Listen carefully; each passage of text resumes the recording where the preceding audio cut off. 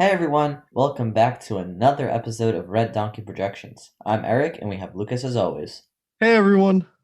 Today is March 20th, 2021, and today we're going to be talking about the role the state of New Hampshire plays in the 2022 Senate election. As you know, there is a very pretty high chance that current governor Chris Sununu may run in the 2022 Senate election, and that could really impact how things go. So we're going to talk about everything bit by bit, talk about Sununu, talk about the current Democratic candidate, some polls and some data, and then the overall big picture.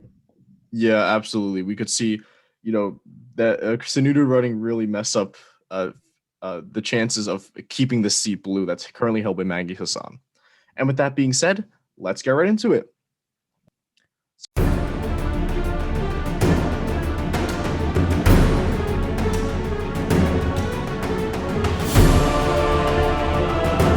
So let's start off by talking about the gubernatorial election in 2020. Chris Sununu is up every 2 years in New Hampshire for his governor seat.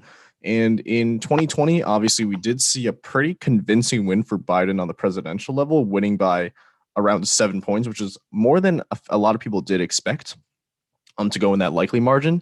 Despite this, Chris Sununu beat Dan Feltz by around 30 points, actually more than 30 points, 32 points, which was pretty insane. Even we didn't expect this large of a margin. And in addition, his opponent wasn't even that bad. His opponent was actually pretty decent. He was, I think he's the majority leader of the New Hampshire State Senate. So that gave him pretty good experience to run for the governor election. So I found it very interesting how much he ended up losing to Kristen Sununu by, and that kind of does show how popular he is in this state, despite Biden winning this Biden winning the state. Kristen Sununu ran ahead of him, ran ahead of Trump by a very decent amount. And this brings us to the New Hampshire state legislature. In New Hampshire, pretty much no one expected this at all, but Republicans took back control of the state House and the state Senate that were both in Democratic control since the 2018 midterms.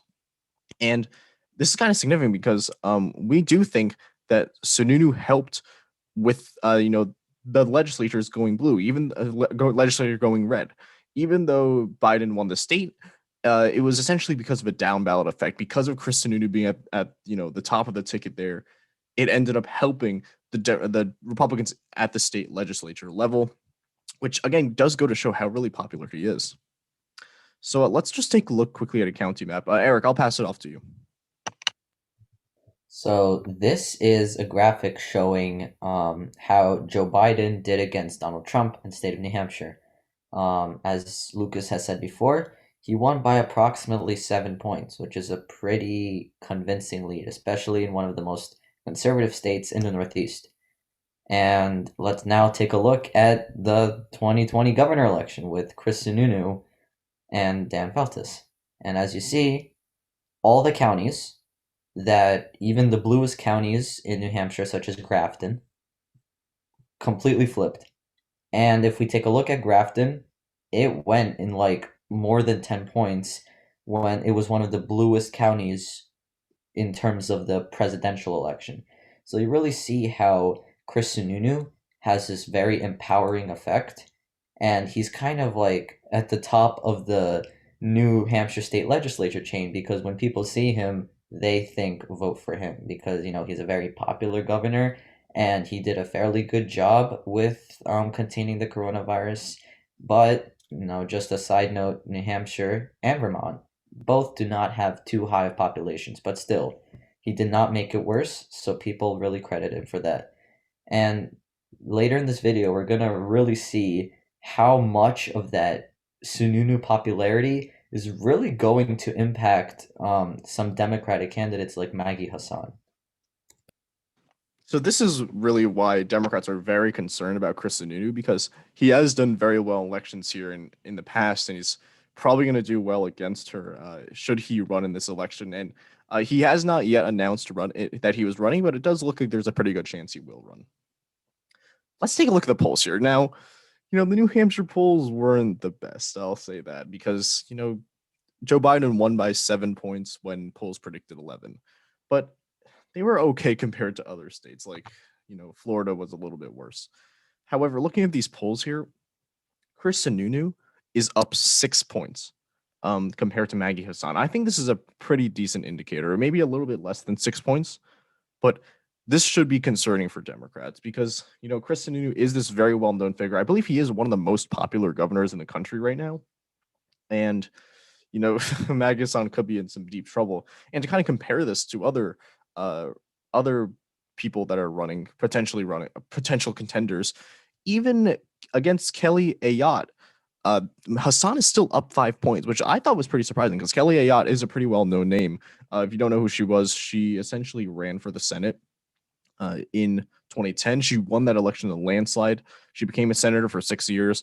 2016 rolls around. Maggie Hassan, who was the governor at the time, ran against her, and she very, very narrowly edged out Kelly Ayotte. Kelly Ayotte is more of a moderate senator, so that should help her in a state like New Hampshire that's, purple, but it does tilt blue. So Yep. this was very interesting to see that even though, they did a poll with Kelly Ayotte, Hassan still leads by 5 points. The only one here that Hassan loses to is Chris Sununu.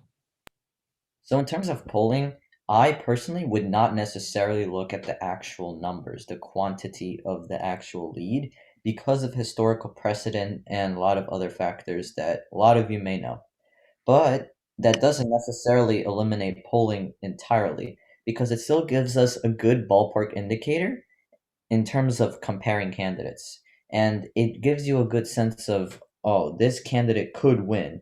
I don't necessarily know by how much, but it definitely shows a difference in likability of a candidate and who would they kind of vote for.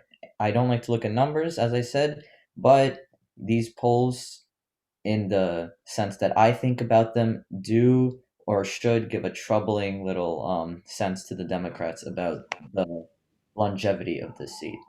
Yeah, I agree with you because if you look at 2020, no poll showed Susan Collins leading. There was like one poll that showed her up 8 points that basically everyone tossed away as an outlier. Every single poll showed Sarah getting up, and she did not end up winning. But then again, that is because Maine is a little bit harder to poll because there are those rural areas that it's hard to get data from. But again, pretty concerning for the Democrats here. So let's take a look here at the importance of this. So we filled in our map according to our 2020 predictions so far. We did leave out a couple of the states. We left out these 5 plus New Hampshire. The rest of the states you haven't, if they are filled in, that means they are either a likely prediction or a safe prediction. So, for example, with Wisconsin, we do have this one as, I realized I missed one. With Wisconsin, we do have it as tilt R in our predictions. We're going to keep it as competitive. North Carolina, we have it at lean R. We're going to keep this one as competitive as well. So, New Hampshire. What if New Hampshire really does turn red? Let's say Chris Sununu runs and he beats Maggie Hassan. That actually would really help. That would really help the Republicans here, and it could really mess up the Democrats' chances of, one, expanding their majority, and two, possibly even holding their majority.